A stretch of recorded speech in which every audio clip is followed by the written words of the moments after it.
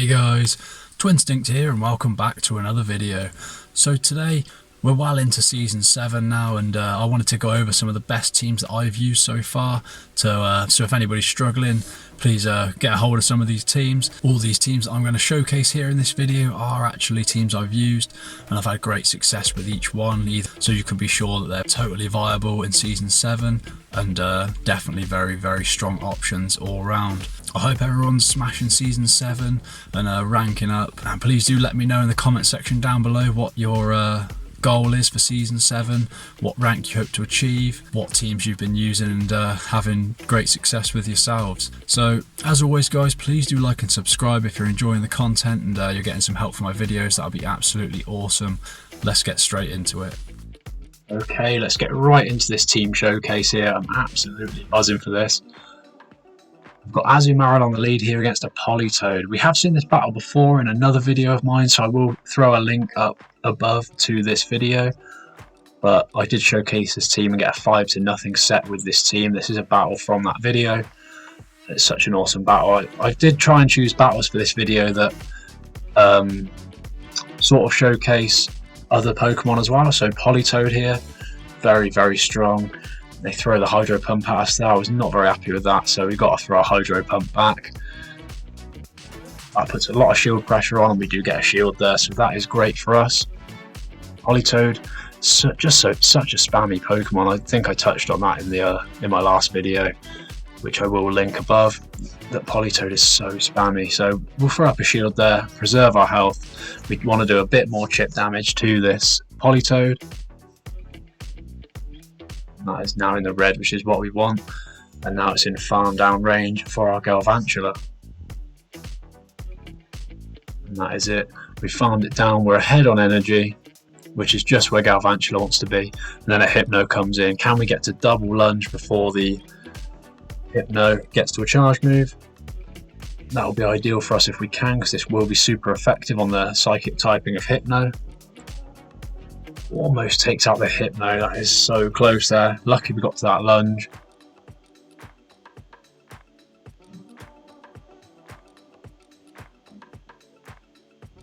We bubble down the Hypno there. Now a Skarmory coming in. We can't quite get to the Ice Beam, which is a massive shame there. Now the Stunfisk can come in, and this is a great matchup for us against this Skarmory.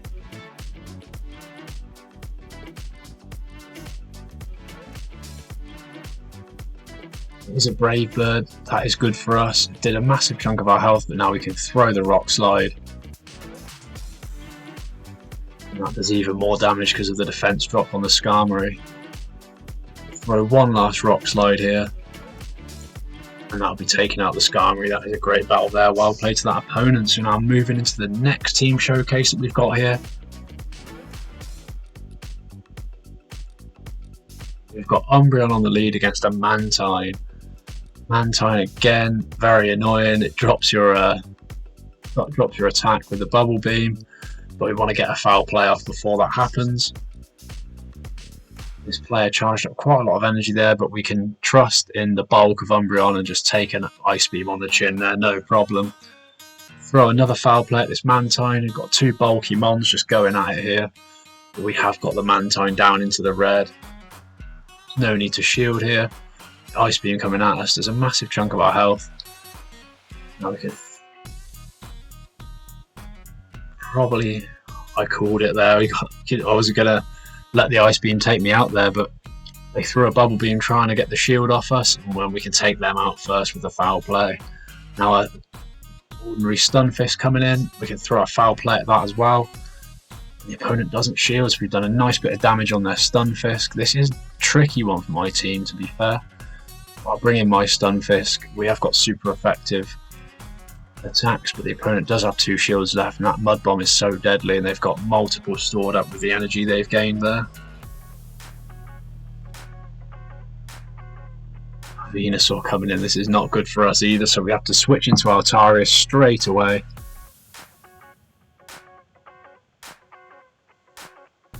And what's happening there? A little bit of lag. We can throw a Sky Attack. It does get the first shield off the opponent there, which is crucial. Now an attack incoming. It is a Sludge Bomb again. We'll shield that. Another Stunfisk coming back in. Now we can switch into Stunfisk as well to catch the charge move. I was hoping it'd be a discharge, but it was a Mud Bomb, unfortunately. I'm hoping the opponent will think this is a Earthquake. They did, and they did shield, so that is good for us. Unfortunately, we can't quite make it to the Earthquake. The Mud Bomb does take us out there. The only way I could win this, I realised, was to get to back-to-back Sky attacks. One for the Stunfisk and one for the Venusaur. So we just about make it there. And I can throw off the Sky attacks here. Takes out the Stunfisk. And then a Sky attack stored, which should hopefully be taking out the Venusaur. That takes out the Venusaur. That's a great match, and time was actually up there. So that's a great match. Well played to that opponent. That went all the way.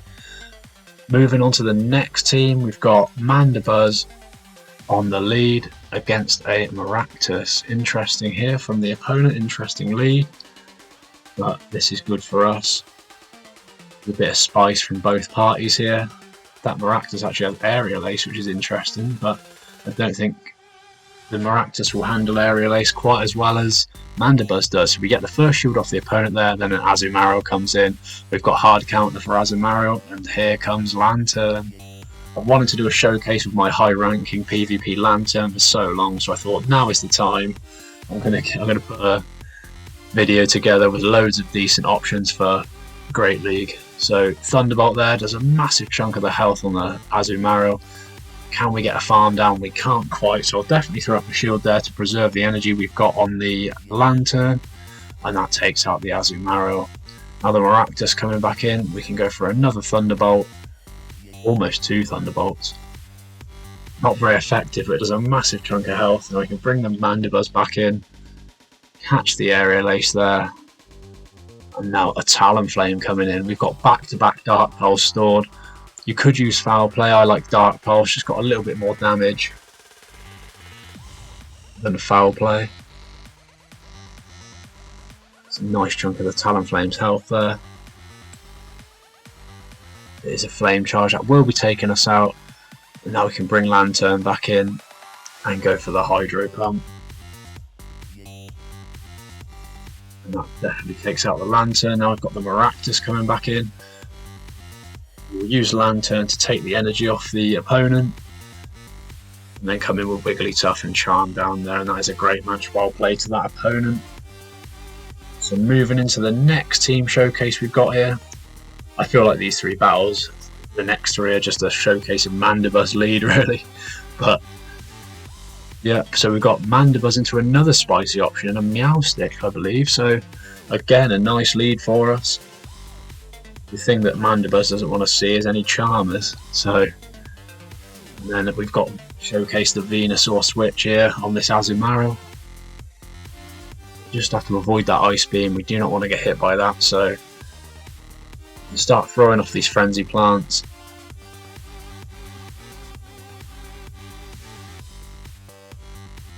I believe we will beat the Azumarill actually to another 2 Frenzy Plants, so I'll throw that next shield up and then go for the back-to-back Frenzy Plants, which hopefully we can reach before the Azumarill gets to another Ice Beam, and we can get there. That is crucial in this matchup.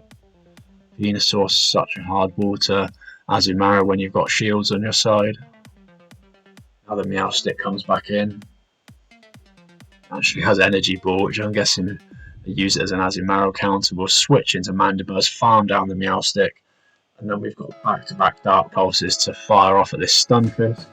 We all know how bulky Stunfisk is though, that's not going to do too much, but Rock Slide will most probably be super effective on us as well. It is. That flying typing does not like Rock Slide.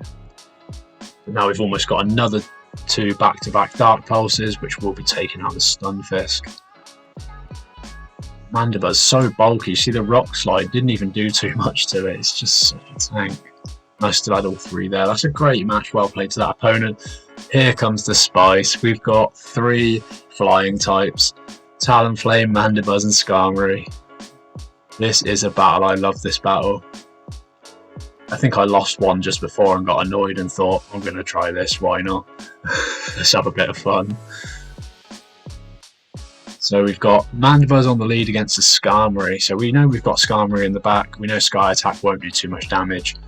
And then they switch smartly into an Umbreon there to catch my Dark Pulse, which did.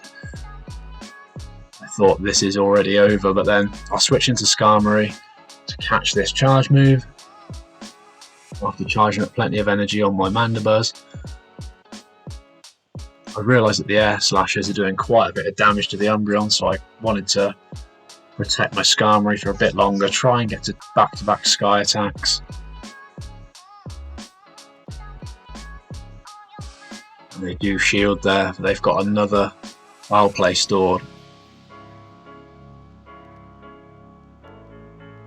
And what I decide to do here is throw up my last shield.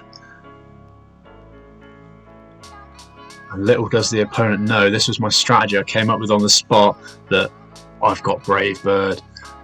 And that nukes the Umbreon, it completely turns the match in my favour. In comes a Stunfisk, a quick switch into Talonflame puts them off, they switch back into Skarmory, which is not a good option against Talonflame. You can farm down the Skarmory after taking a Sky Attack, fire off this Flame Charge. Unfortunately the opponent still does have a shield, but can we get to another Flame Charge? We get there. Absolutely insane, we've already had a damage boost. And the Stunfisk survives with like 1 HP, barely survives, and hits us with a Rock Slide unfortunately, but we've still got Mandibuzz, but they've got back-to-back Rock Slides. Can Mandibuzz tank it? It can. And we get to the Aerial Ace before the Stunfisk charges another charge move, thank God, and that takes out the Stunfisk, and my triple flying team has won me that match. If you want to have a bit of fun, guys, that team is insane. I didn't even have Incinerate Talonflame there because I don't have it built, but I just thought I'd give it a go and see how we get on with that team, and it was quite fun, very spicy, nobody expects it, you can get wins with it. Would I recommend it? Not really, but you can win with it. So into the next match, another team here, we've got Hypno against Galvantula, so we obviously want to avoid those lunges. Throw the Thunder Punch, hoping they think it's a Shadow Ball, but they read it. We've been hit by a lunge, so we're not taking this Galvantula out, unfortunately, before they get to another lunge. And they take us out, unfortunately. The Obstagoon can now come in.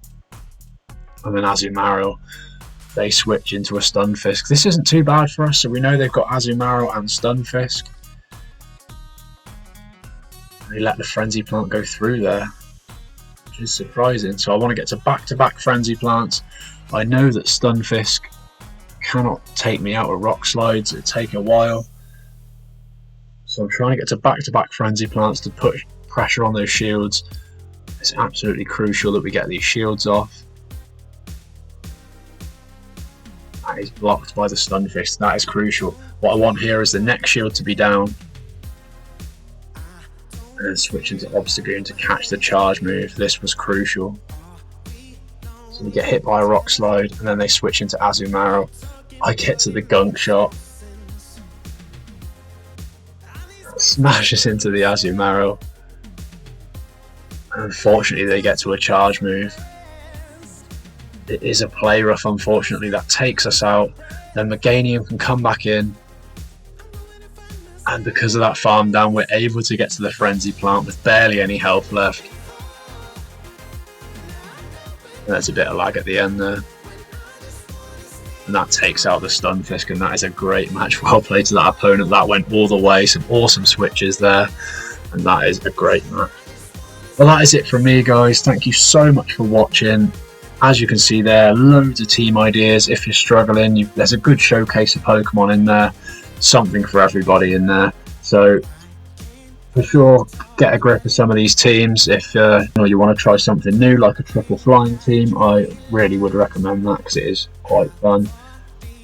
If you're looking for wins, probably not fun, but if you're just looking for a bit of to try and pull something off with a extremely spicy team, then give it a go. But so as always, guys, please do like and subscribe if you've enjoyed this content as much as I have making it. And yeah, I'll see you in the next video. Thank you so much.